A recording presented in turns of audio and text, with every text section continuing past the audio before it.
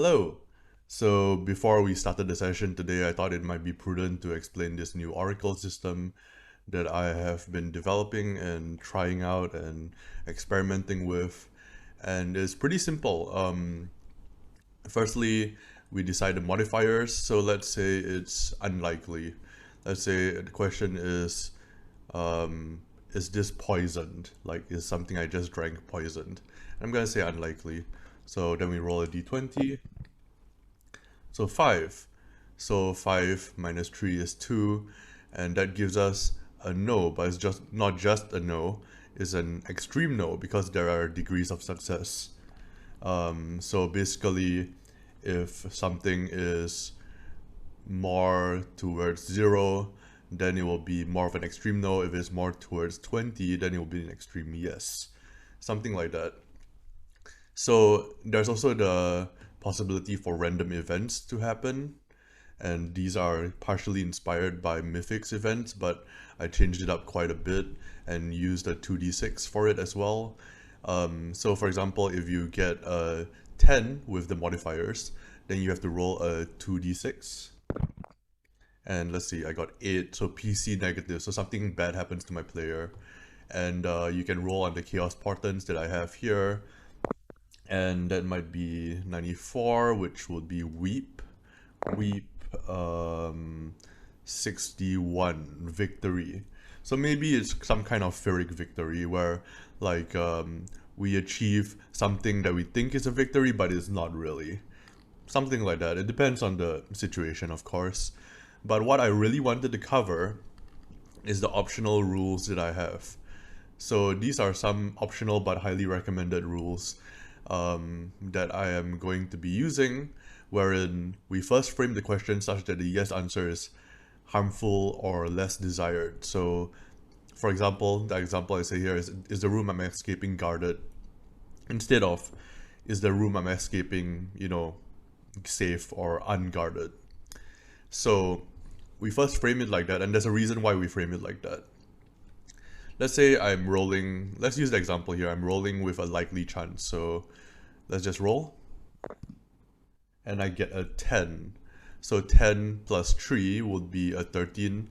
So the room is guarded. But also, in order to actually escape the guards or sneak past the guards, I would actually need a DR 13 to pass.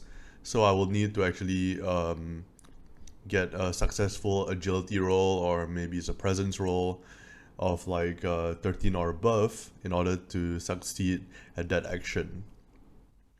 So it also maxes out at 18. So if you get a 19 on your modified roll, then it will cap out at 18. This is just so you don't get yourself in situations you can't really get out of, or it's almost impossible to get out of it. I also have some modifiers for the dungeon threat rating.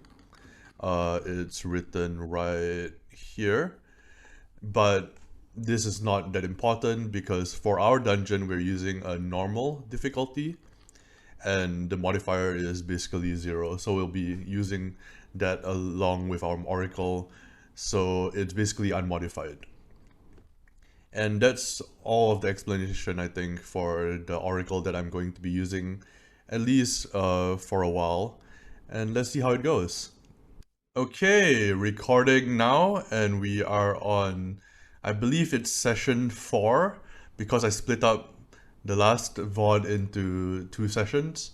But we have met this extravagant prisoner in the cells of this crypt. And we also found a dead jailer, and we know that there's somebody on the loose inside this crypt. We were able to free him, and we were able to not attract too much attention. So I decided that this is going to be a new character. Firstly, we're gonna need a name to start with, I think. So for that, we're going to go to, actually, tablemonger.com. And we're actually going to search for a name here, D6, D8 additional character names. All right, who is this extravagant prisoner? Let's see, Spyker. Okay, that's a cool sounding name, Spyker. So let's write that down. Alright, so I already decided ahead of time that Spyker is going to be a wretched royalty. Here we go, wretched royalty. We are also going to find out what strength, agility, presence, and toughness they have. The reason why I'm doing this instead of just randomizing it on Scumberfer is because I might want to make some decisions about this character that make sense depending on how he got here, or like him being in this dungeon in the first place. For example, a Wretched Royalty can start with a Court Jester. I don't think that's gonna make much sense since we didn't see a Court Jester inside the cell with him. So I'm just going to say that we're gonna make him ourselves. So we're gonna roll 3d6, and let's do that for, let's see here, 5, 4, 4. That's going to be 13, that's gonna be a +1 to his strength. Okay, that's a good start, that's a good start. So he has a +1 strength. He's got a little bit of muscle, a little bit, just a little. Let's see, not so much on his agility though, he's a bit slow. Let's see, 6, that's a -2. Pretty slow.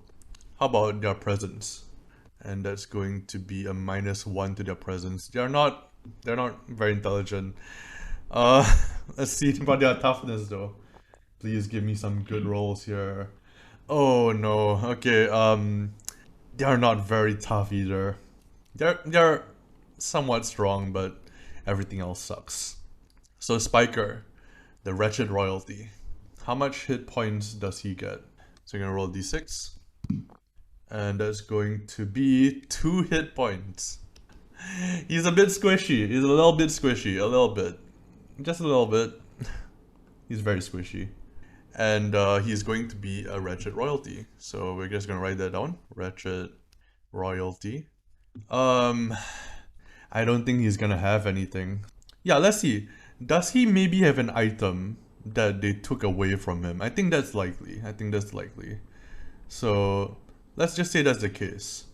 But I don't think he has anything else. I don't think he has any silver.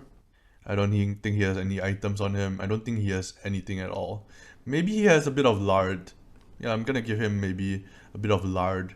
Like he's been given this lard as a way to survive by the jailer, but is running out because the jailer is dead now.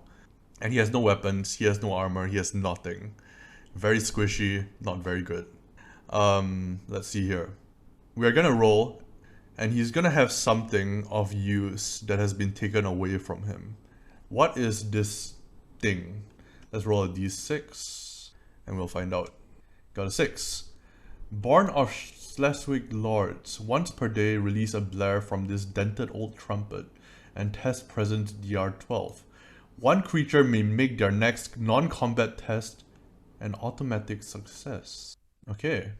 So he has a horn of some kind. Was this horn on the jailer? Was it like somewhere in the previous room? So we know that we went through this dungeon, we went into here, and we found this guy Spyker. I think if he's freed, he's gonna first maybe not thank them because he's very extravagant.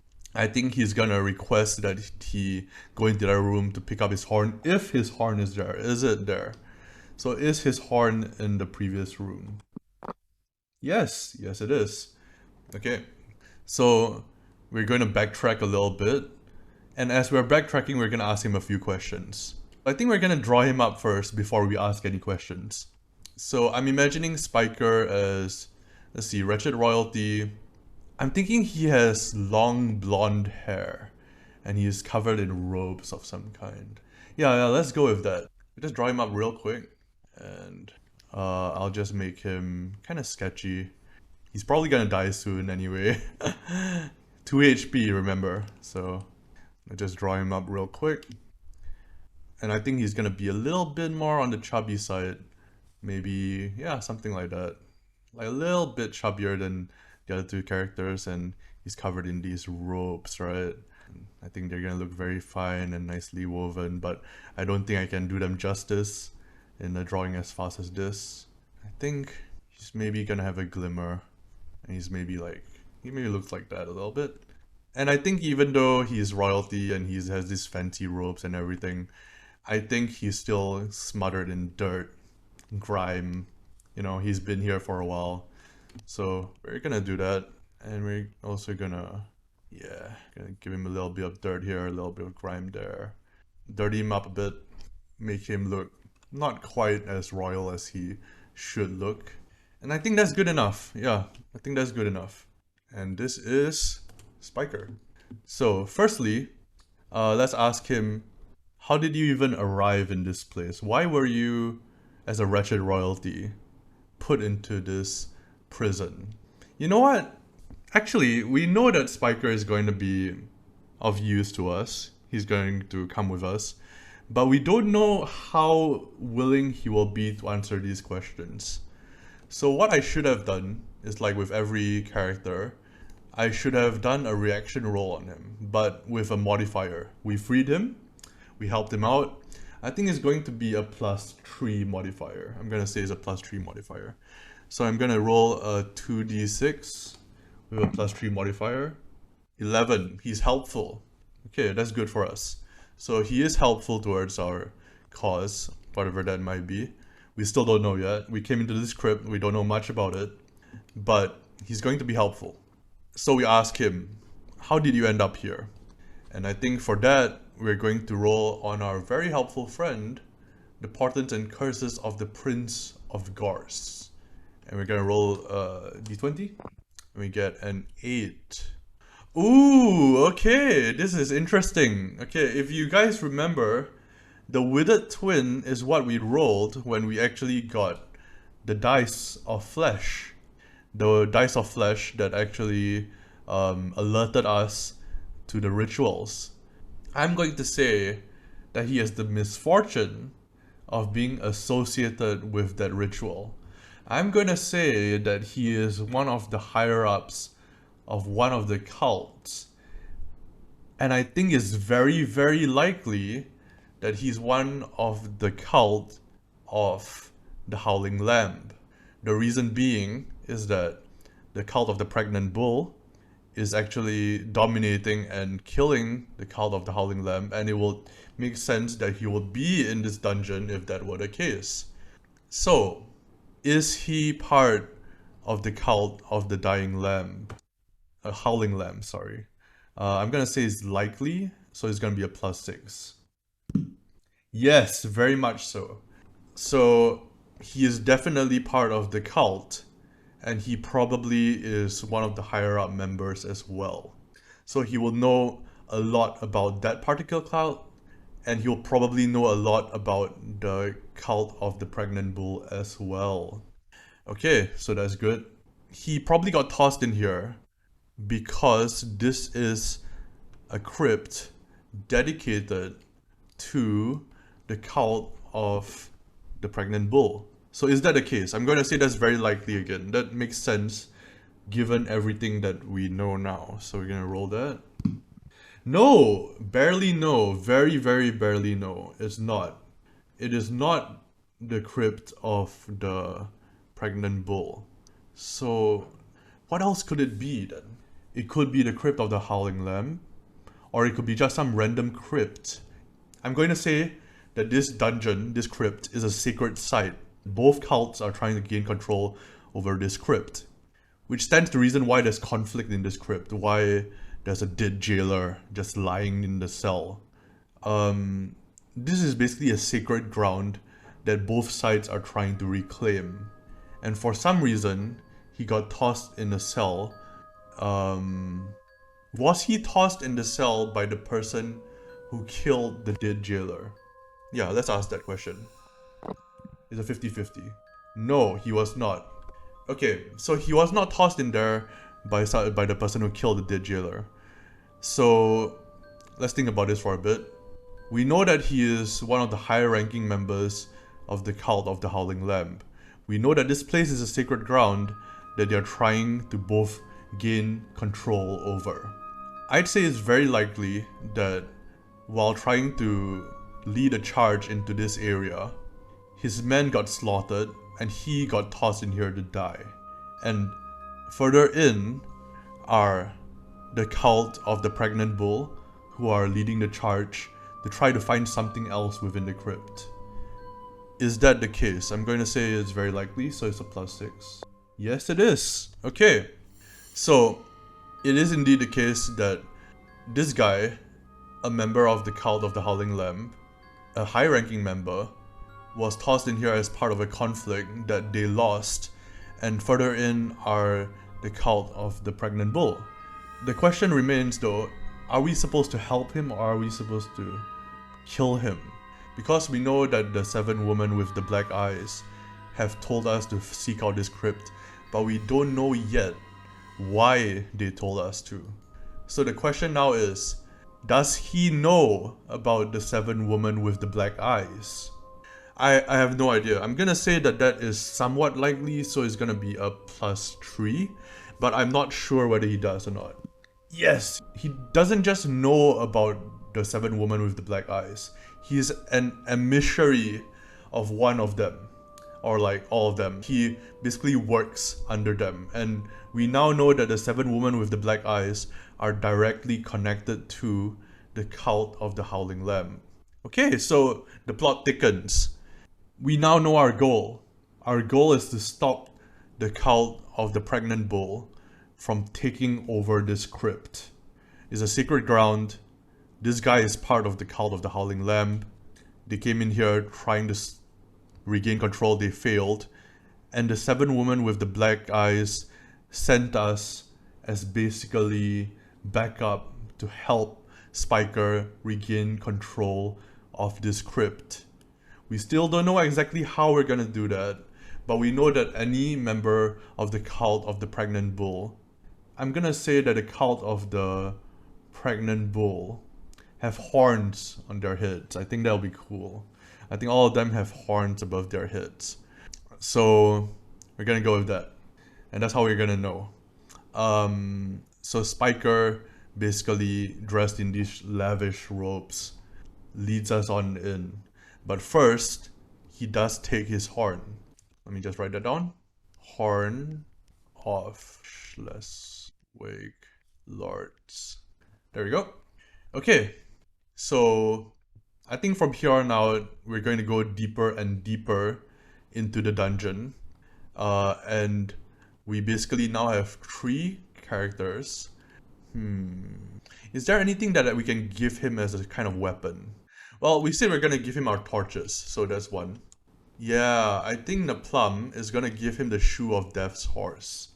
He's not that willing to part with it, but I think it stands to reason that this character, Spyker, can possibly use it. So he can use it with one hand as well. Okay. Now we also know that the jailer, he didn't really have anything for us to loot, but did he at least have some armor that we can strip him off in order to, you know, make sure that Spyker is a little bit protected at least? I'd say that's a 50-50 chance. He might have already been looted, so let's see.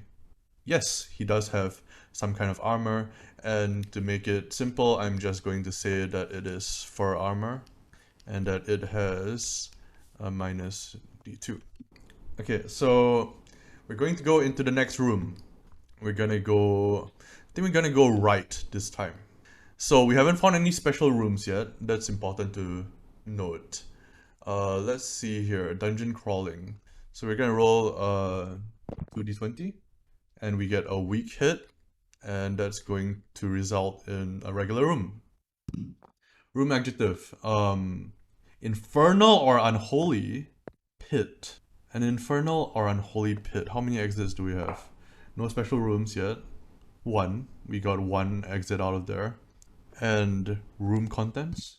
A human NPC. Okay.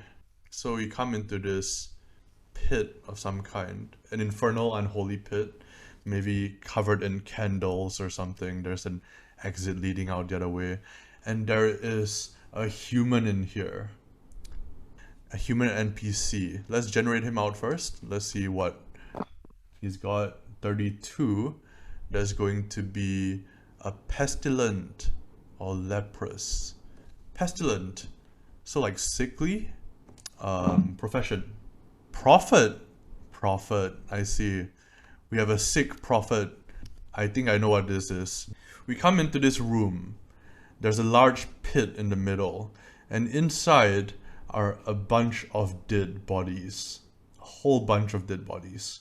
We are about to pass on to the next room when we suddenly hear a gurgle from within the pit. "Help me," says this voice.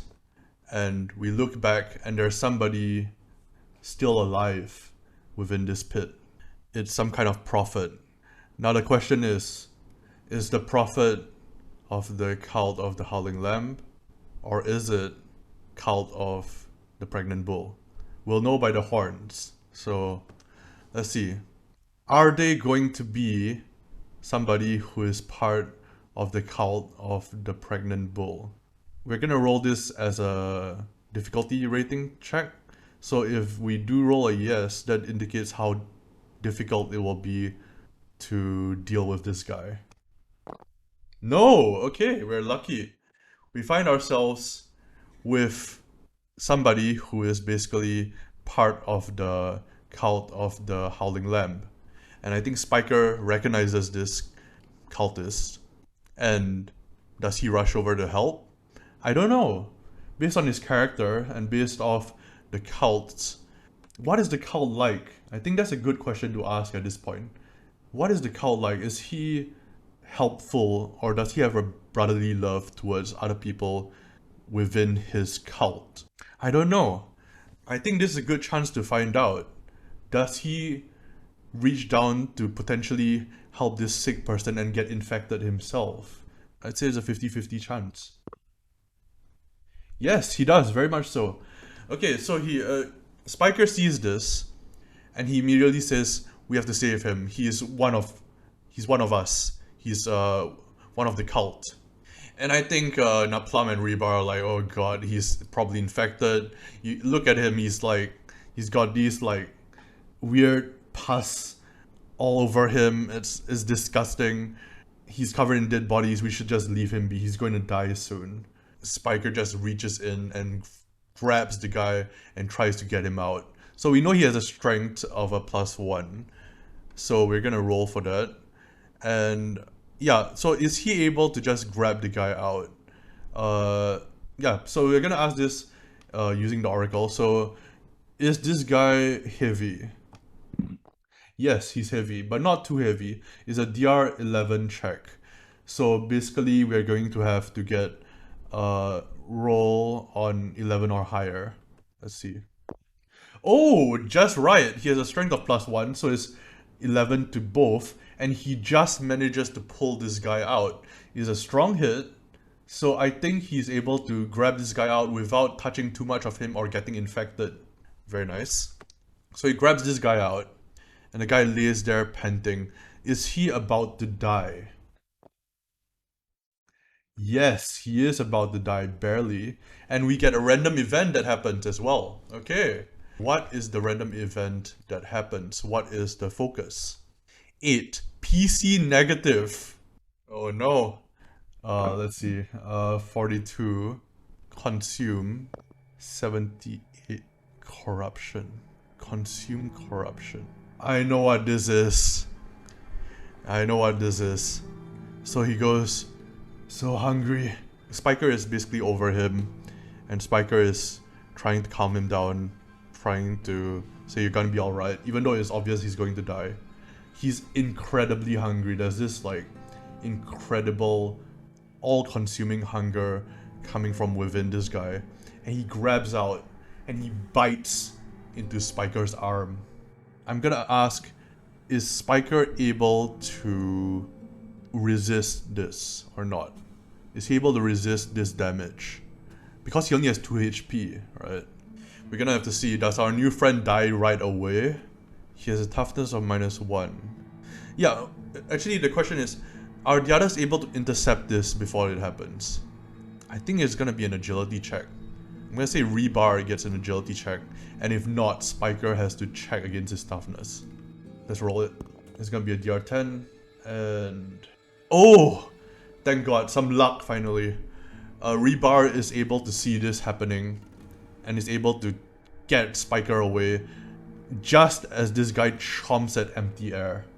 And Spyker kind of like doubles back and falls back, his eyes wide with fear. And he's like, I need a name for this guy. Just a quick name. Barb! Barb! What's wrong, Barb? And Barb, this prophet, horrible name for a prophet by the way, starts crawling towards the party.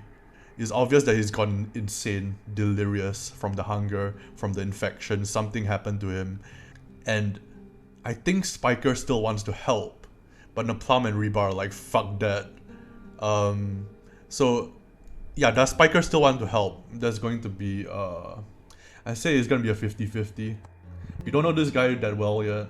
No, he does not. I think Spyker kind of like doubles back a bit. Again, his eyes wide with fear. And he says to Naplam and Rebar, we need to get out of here. Right now. Right now.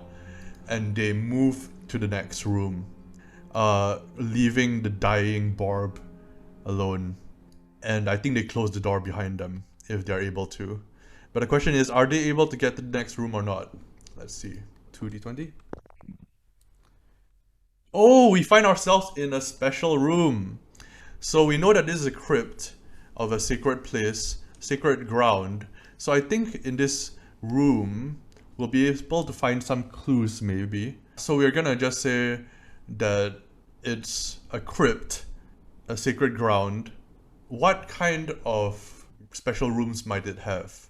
I have a few options here, but I think I'm actually going to go to my solo rules, and I'm going to go to the travel portion. I'm going to go to Graven Tusk, and we're just going to roll a trait and a discovery. And then we might need some additional information, I don't know yet, but we'll see. So that's going to be a 4 and a 9. So that's gonna be Misty, Treasure Cache. We go into this room and we see some kind of chest just alone there, and it's shrouded in this kind of mist. It's a very high probability that it's going to be connected to what we're looking for. So I'm going to say there's a +6 chance. So let's see. Yes, barely. I think since it's barely, our new character Spyker does not necessarily know about it. So we're approaching this chest, looking around for traps. Naplam reaches out very, very warily and opens the chest. So the question is, was the chest trapped? 50-50. Oh shit! God damn. Yeah, it is trapped, very much so. So it is trapped. I'm not gonna use the DR though, and the reason why I'm not gonna be using the DR on that, so we actually have some rules for how traps work within my system here. Are we able to know whether there was a trap in the first place? Yeah, like he opens it, is he able to tell, oh shit, this is trapped? We'll have to check. Presence move. How much is his presence? It's a +1. Okay, that's not too bad. So we're gonna roll 2d20. He does! He notices the trap. So he notices the trap and he can retreat, but oh man. He needs to know. He needs to know what is inside the chest. They know it's trapped, but he's gonna try to disarm it. So he needs to do a presence move, and if he hits, strong or weak, if he hits, he'll be disarmed. Okay, we'll see. Oh no! That's bad. That's really bad. Nope. He tries to disarm it. He knows it's trapped. He tries to disarm it. He is unable to disarm it. And now we find out what kind of shit he's gotten himself into. Oh my god.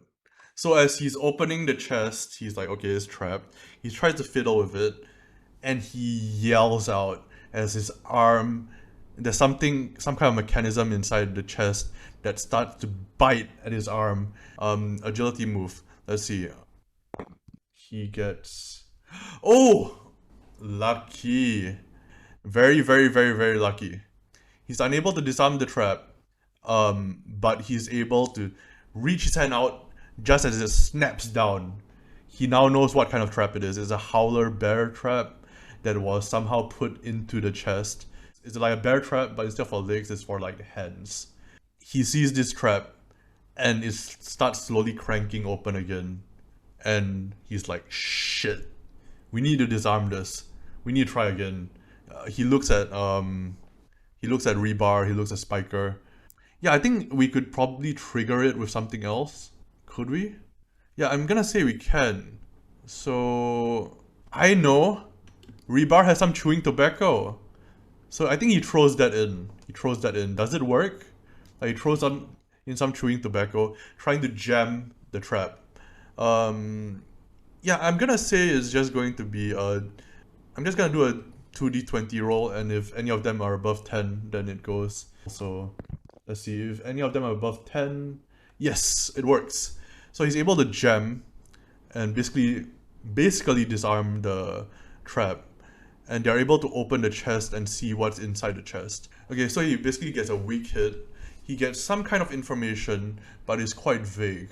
So I think for this information, we're going to go to... Yeah, let's just use the portents and curses of the Prince of Gorse. And let's see what he finds inside here. He finds... Ooh! This is lucky, this is lucky. We find another amulet. Okay. It's actually pretty lucky. Because we know that the amulets are basically compasses. So I think it will lead us through to the special rooms much more easily. So in mechanical effect, what I'm gonna say is that when we are actually rolling on our dungeon crawling move, instead of just using the plus number of special rooms discovered, we're gonna add a +2 to that. So we have more likely chance of getting into a room that has something of interest to us. And we're gonna move on to the next room. I think this basically allows us to go through the dungeon faster. A compass for just this dungeon. So they find this amulet and it starts pointing them towards a certain door. It's gonna point them towards the north door. And they follow it. They know that it has previously led them to this crypt. This amulet, which looks slightly different, I'm gonna say, it maybe has a hexagonal shape or something, and it looks a bit different, and it's going to lead them through to the next room. So does it help them on this roll? Let's see. There's gonna be... No, even with that additional plus... How much was it? +3, that does not help them. They still find themselves in... They find themselves in an oppressive 3. Another prison. Okay. And how many room exits are there? 1. Okay, cool. Another prison cell. Okay. So I'm starting to get an idea of what this dungeon is. It is a place to keep these prisoners for some reason. And for some reason it's of interest to both the cult of the Howling Lamb and the Pregnant Bull. What is in this room? An unexpected event happens. A trap, an ambush, an imminent danger gets closer. Oh, that's not good. Is it an ambush? Actually, I think it's likely there's an ambush. We know that there's a conflict happening here, and we know that there's actual danger from both sides, and we also know that we've been making noise. I think it's an ambush. I'm gonna say it's very likely. +6. Yup, it is an ambush. So, as we walk into the room, how many of them are there gonna be? So there's 2 of them. As we're walking in, who walks in first? I think Naplam leads the charge. He suddenly gets jumped by these 2 figures with horns on their head. And he basically has to make an agility roll to see whether he is able to detect them before he gets jumped completely. Let's see. Yes, he is. So he comes in, he sees this, he backs up immediately, and he yells to Rebar and Spyker. They drag out their weapons and they enter combat. Okay, we have our battle map ready, and we are going to basically try to bottleneck these guys and try to get them one at a time. So I think Naplam is gonna try to bait them to come through the door. I think he's gonna open the door, right? He's gonna see these 2 guys, and he's gonna shut the door. It's just gonna back up a little bit. He's gonna turn to Spyker and Rebar and go get ready. Once they come true, I want you, he points at Rebar, to throw the poison in their face. And then we're gonna rush in and attack them. So Rebar nods. These two come in through here. Is Rebar able to get them with that poison? So there's gonna be a presence check, which he's not really good at. But we're gonna see. We're gonna see. Ooh, barely. He gets one of them with the poison. And basically they back up and Rebar tosses it and he hits one of them. The other one, it doesn't hit. And he starts screaming. So does he actually get affected by the poison? Firstly, what kind of poison is it? So it's red poison, right? Okay. It's red poison, goes down 1 usage. And what does the red poison do? Toughness DR12 or D10 damage. Let's see. Oh my god, he is able to resist it somehow and he does not get damage. It could have killed him outright, but we're just unlucky as heck today. So, we're not able to damage him. And I think at this point we're gonna roll initiative because, yeah, I think the battle has already started at this point. So D6, there's gonna be them. So one of them waits here, and as one of them gets splashed with the poison, he's able to get an opportunity attack on Rebar. So he's gonna use his turn to back up into the room so that they have like more space to fight them. Or at least that's what they think. I don't think it's a very good idea for them to do that, but I think they're gonna try that. So he's gonna try to get an opportunity attack on Rebar. Does he get it or not? He is unable to land a hit on Rebar. Oh, we got a raid. Appreciate it. So at this point, our heroes, well, I'm not sure if we should call them heroes. They charge in, all three of them, and I think they're going to try to take out each at a time. So they're gonna concentrate on this guy first. I'm going to say that Rebar tries to attack them first, and he's gonna use his sickle. And he misses. I think he misses. Yep, he definitely misses. Never mind. Maybe Naplam can hit? Oh, Naplam does hit. For how much damage? Finally, in the entire campaign so far, Naplam has not been able to hit anybody with his massive Zweihander. Finally, he's able to hit somebody, and he hits him for 2 damage. I can't believe this. I don't even know what to say. My god. Our last character, the newly instated Spyker, he takes his shoe and he tries to hit the guy with it as well. And let's see what happens. And he doesn't hit because, you know, terrible luck and all that. Firstly, the poison doesn't do anything. Then everybody misses except Naplam, who does 2 damage. Fantastic. We're gonna die. So now it's their turn to attack. The two characters here, I think they're going to see that Naplam is the one with the most potential damage output, so they're gonna concentrate on him. So Naplam is gonna have to try to dodge from 2 attacks here. Let's see. He dodges the first one. He does not dodge the second one. How much damage is that? Okay, how much damage does he block? He takes 1 hit point of damage. And I think that's not great. But it's not the worst that could happen either. Basically, he's able to dodge one of them, but not the other. And it goes to their turn for attacking. Does Rebar hit?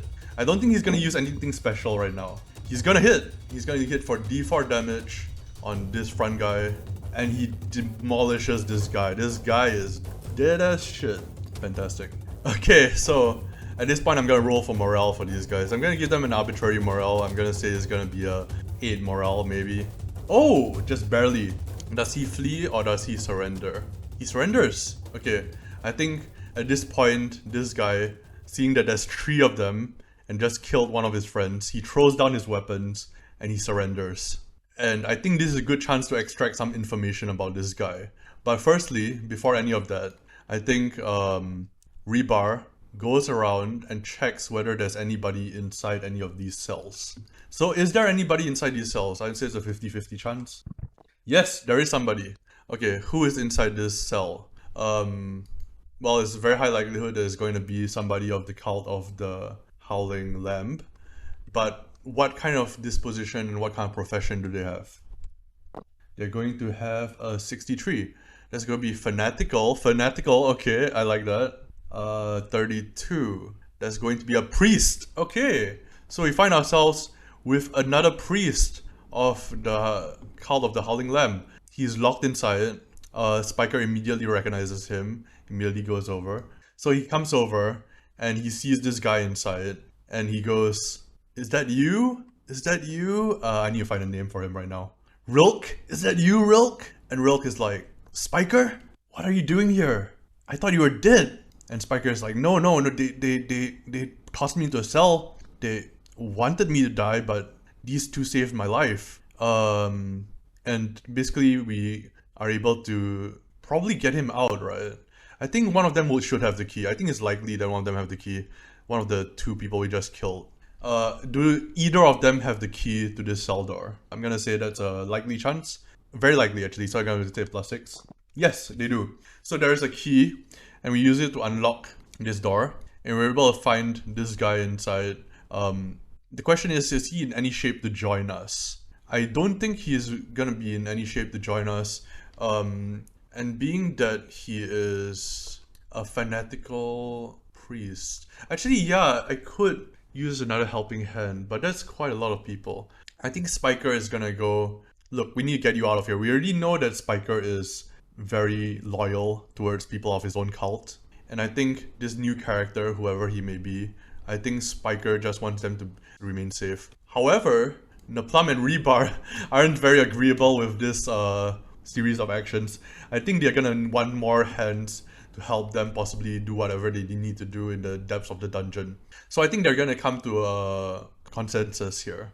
I think Naplam and Rebar are going to want something from this guy. What is it that this guy can possibly offer them? Information or something? Or maybe he can offer them some kind of weapon?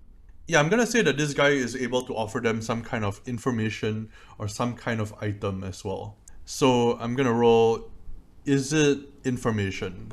Let's see, 50-50. It is some sort of information. Is it tactical information? So it can either be tactical information or it can be information about the lore, right? Is it tactical information?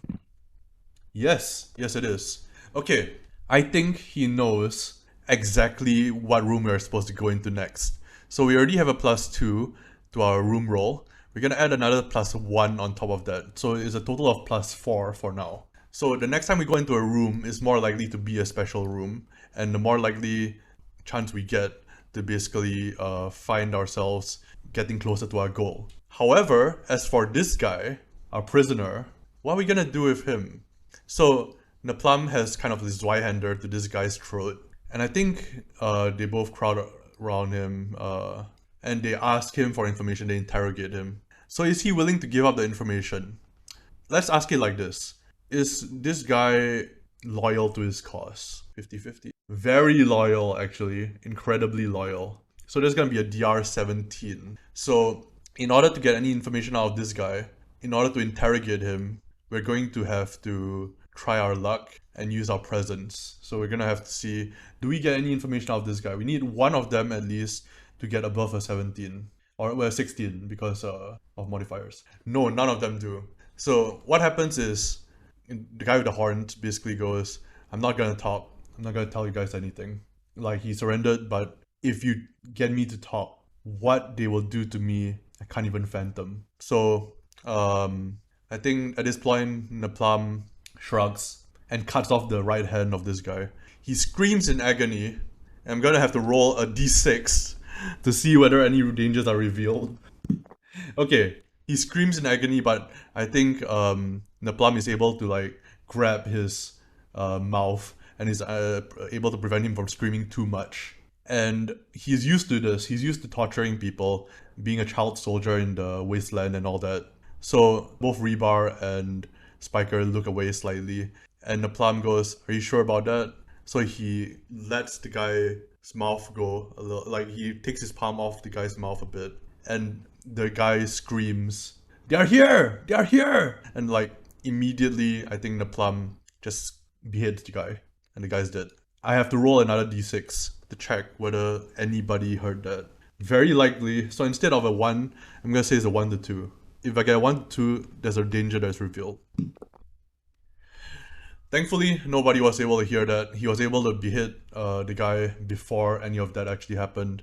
And he starts searching the guy. Is there anything of use that he can find on this corpse? Yeah, let's use the searching rules in Solitary Defilement. So we'll be searching for an object. So DR 12 omens with 2d20. So that's, I believe he has 1 omen. Okay, so we're gonna do that. Oh no, he doesn't find anything. In fact, he does not find anything. He wastes time. So it says here, some sort of danger reveals itself. A trap, an ambush. I think he reaches into this guy's pockets, and I think they waste some time. They waste even more time. So I'm gonna roll the d6 again. If it goes on a 1, again, a danger is revealed. Oh, I'm tempting fate here, but luckily none of that happens. They're able to move to the next room, and again, they have a +4 on their room roll. So we're gonna see what that actually means here. We're gonna roll a 2d20 plus 4. Oh, barely. So they go into here and they find themselves inside a special room. How many exits are in this room? So we're gonna look for that. Rooms. How many exits? 3. So 3 with 2 rooms uncovered. That means this is a dead end. This is a dead end. So this is a dead end and they find something of significance inside here. I'm actually going to do something a little bit different here. I'm actually going to use the room contents, but I'm also going to use that along with my solo supplementary rules here. And we're going to try to find out what is in this room by using a trait and discovery and room contents. So we're firstly going to roll room contents. 12, it looks empty. Okay. What kind of trait do we have here? 2 and 9. So that's gonna be decaying. Another treasure cache. So it looks empty, but there's some sort of other chest here. So they already found a chest in the previous room, but I think this one looks maybe slightly different. Decaying. So I think it's kind of like this entire part of the room is like filled with some kind of rubble of some sort. And there's this maybe chest here just sticking out of it. Yeah, maybe in order to get to the chest, they have to try to unearth the rubble. So I think they're gonna try to go for it. We're gonna go with Rebar here. He's gonna try to unearth the rubble a little bit. Is it hard to remove? 20, so that's an 18. 1 and a 10. No, he does not do it. Okay. So he's unable to unearth the rubble, and they are unable to get to the treasure cache. I think in order to do that, they're gonna have to sacrifice something. They're gonna have to spend time, I think, to get to that. So I'm gonna roll on the time dice again. I'm gonna see if they get a 1, then a danger is unearthed. Oh, they got a 1. Alright, let's see what kind of danger they unearthed out of this rubble. Alright, here we go. Reveal a danger. Roll a d6. 4. A common encounter. So out of this rubble comes some kind of creature. And we're gonna see a common encounter. So d6 on that. That's going to be a corpse. So I'm gonna say it's actually like a zombie. It's gonna be a zombie. Because we already know that this is gonna be a danger of some kind. So when we came in, we noticed that there was some blood around, but we didn't make much of it. There's like blood everywhere anyway. But we didn't notice that one of the bodies was actually moving. And I think this zombie lurches towards us and attempts to bite at Rebar. So zombies are bad. You know, they can turn you into a zombie. He's gonna try to bite at Rebar, and we need to dodge this roll. We need to. So I think since the danger was revealed, we're just gonna give initiative to this guy. He's gonna try to bite at Rebar, and does Rebar dodge it? Yes, he barely dodges it. Rebar is going to swing back at this guy. He's gonna use the sickle. I'm gonna check for what the stats are on zombies in particular. I believe they call them nods. Here we go. There we go. Okay, so he's gonna swing back at this guy. And does he hit? Yes, he does hit. For how much damage? Okay, he doesn't do any damage. The leather scraps are able to protect this zombie. And I think we go into combat again. So the zombie lurches forward as Rebar steps backwards. And we're gonna roll for proper initiative now. So it's gonna be a 5. So we're gonna start first. I think Naplam comes in, swings his right-hander. Does he hit? Oh, he's finally hitting! Oh, he's finally hitting. He's doing it. He got 9! Yep. That zombie is dead as shit. We're gonna see how much he defends for, but it doesn't matter. Yep, that zombie is dead. So he just swings and just hits the zombie. And the zombie is dead. Nice. Okay, so we're able to destroy the zombie. And I think with that, we're also able to get the cache. And the cache, I think, is going to give us some information, more information. This time it's going to be lore, I think, about the nature of... Actually, let's see. What kind of information does it give us? I want to say that the information will be about the cult of the pregnant bull. So yeah, we're gonna go with that. Go with that. And we're gonna roll d20. 13. Melancholy, toughness, inertia. Weeping stone. Inertia. I take that to mean that they have been around for a long time. Maybe the Howling Lamb is a new cult, and they are kind of offended that this new cult is trying to take over their turf. I think that might be the case. Yeah, I think this is where I'm gonna call it for today, actually.